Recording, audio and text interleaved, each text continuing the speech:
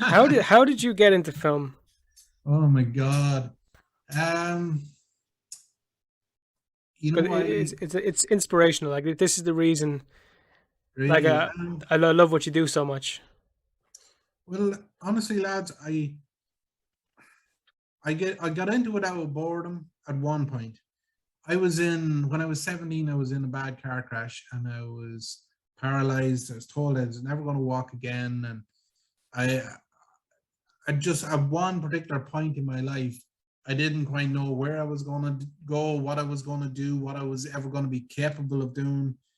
My only motivation at that time was to actually walk again. So I was obsessed with trying to figure out different ways of how to heal my body and walk again, despite the fact that the MRI scan said my spinal cord was severed, and that was that. But so in a kind of a weird way, I went on this. Well, first of all, right after I was in the crash at 17, I went to Dunleary Rehabilitation Hospital for a year. And then after that year, there was another maybe year and a half or 2 years of in and out of hospital rehabilitation and all that. So about 3 years of rehabilitation after the crash, right? So if you can imagine like a young brain and 17 years of age and you're missing out on chasing women and playing football and pool and whatever else with the lads, my imagination, I mean, it was always active. But after the crash, I found that in a kind of weird way, I was kind of say like my body had switched off and my imagination had switched on. I suddenly found that if I even sit there still and just think for a minute or lie in bed going to sleep, my imagination was just more lucid, more colorful and vivid. And it was like, yeah, when you suppress sensations in one area of the body, other sensations become sort of amplified. And that's kind of what happened with my imagination. And so during that 3 years of trying to walk again, I sort of got lost down a rabbit hole of movies and music. And I had a laptop at the time and I'd watch DVDs on it. And I was actually I was just addicted to watching movies and listening to music. And during that time, actually, it's kind of, I don't want to depress your audience now, but when I was figuring out, I was starting to learn more about myself, about who I really was behind the identity, behind the likes and dislikes of who I thought I was.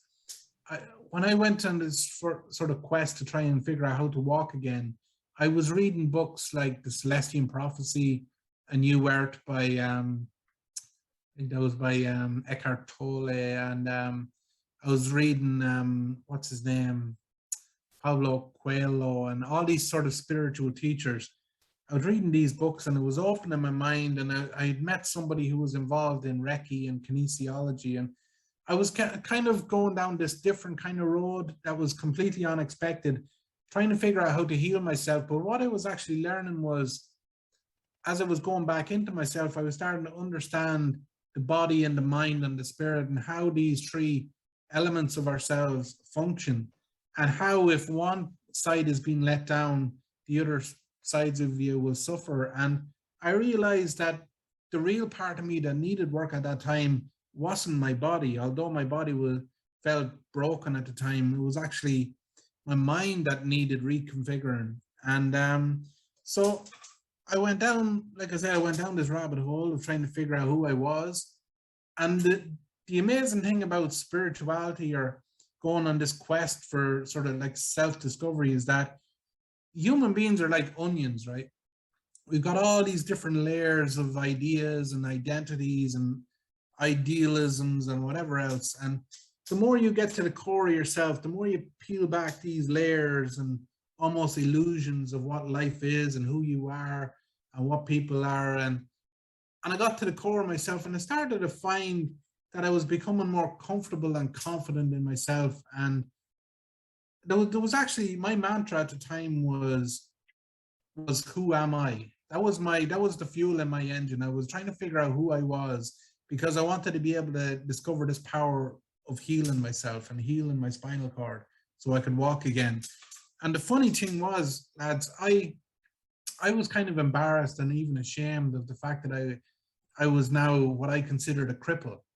I didn't want to see reflections of myself. I didn't want to see a guy in a wheelchair looking back at me.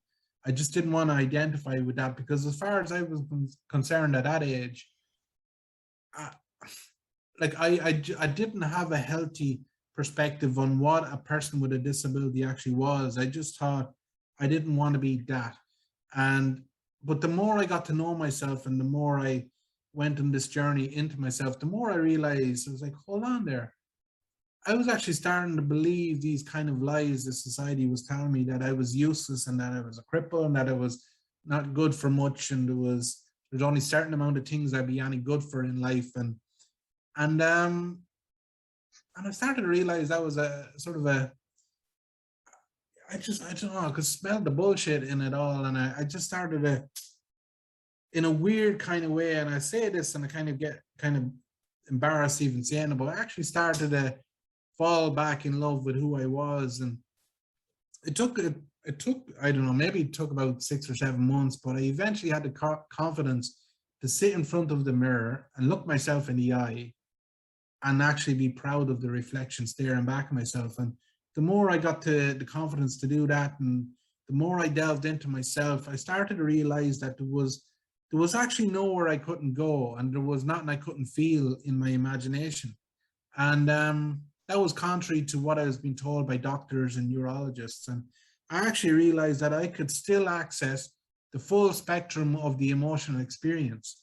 And not just that, but some of my experiences were actually almost like they were amplified. They were even more intense than they were prior to my crash. So the weird thing was, lads, it actually happened during a time when, in the village here in Clonbelogue, we lost two very close friends to us. In fact, one of them was a girl that she was my first kiss, my first love, if you like. I don't even know if it's love at that age when you're a kid, puppy love or whatever. But we lost this girl to suicide at this particular time in my life, when I was actually starting to rediscover who I was and fall in love with who I was. Yet the whole world was looking at me with sympathy. And it was like, this poor Paddy, oh, God love him, God help him, his life must be shit because he's in a wheelchair. Yet I was feeling fucking happy out. I was like, what are you talking about, man? The experience I'm having here now is as good as I ever had in my life. And then this girl suicides. And not only that, but another friend of mine in my class as a kid, 2 weeks later, suicided in the village. And we were like, just everyone here in the village was stunned. We were devastated. And we all started to ask ourselves some serious questions. And I think the reason I got so angry at that point was, here I was getting all of the sympathy from everybody, yet two young people in the whole of their physical health, on the surface, it looked like they had their whole lives ahead of themselves. And they were gone, dead, finished. That was it. And they fell through the cracks of society because we as a society, we actually judge people on face value. That seems to be the currency in our world today, is that you are judged on your appearance. People will look at you and they will assume that they know what your life is like. Whether you're, I don't know, black, Asian, whatever, whether you're obese, whether you have a disability or whatever, we have these sort of inherent predetermined judgments on who people are based on the society that we live in. And I was like, fuck that shit. I was like, the world out there that's telling me who I am has no fucking idea who I am. And it was up to me at that point in my life to actually say, hold on there now. If I want to be treated a certain way in my life, it's up to me to stand up for myself. And that's what I did in an ironic, metaphoric kind of way. I stood up for myself. I said, right, I loved film and music. I said, what's the most powerful medium in the world today that could help me convey anything I want to say in my life to other people? Well, media, multimedia, whether it's lyrics, songs, poetry, podcasts, and whatever it is you're doing, you have an opportunity there to influence people, not just here in Ireland, but the far side of this globe instantly. And that's an incredible power to have in this day and age. And you know what? if I'm only going to be on this earth for the next 5 years or the next 55 years, there's an opportunity for me to maybe share some of my own personal experience on this world, and maybe in the process impart a little bit of wisdom, a little bit of education, all the while maybe even entertaining people. And I think media is the way to do that. And in that selfish, ego driven kind of way, I decided I'm going to write songs, I'm going to make movies, and I'm going to inject a little bit of myself into these stories. And then hopefully one day, one person or 100 people or 1 million people might be able to get to see, listen, or hear what I might do, and maybe be entertained or inspired or educated a little bit.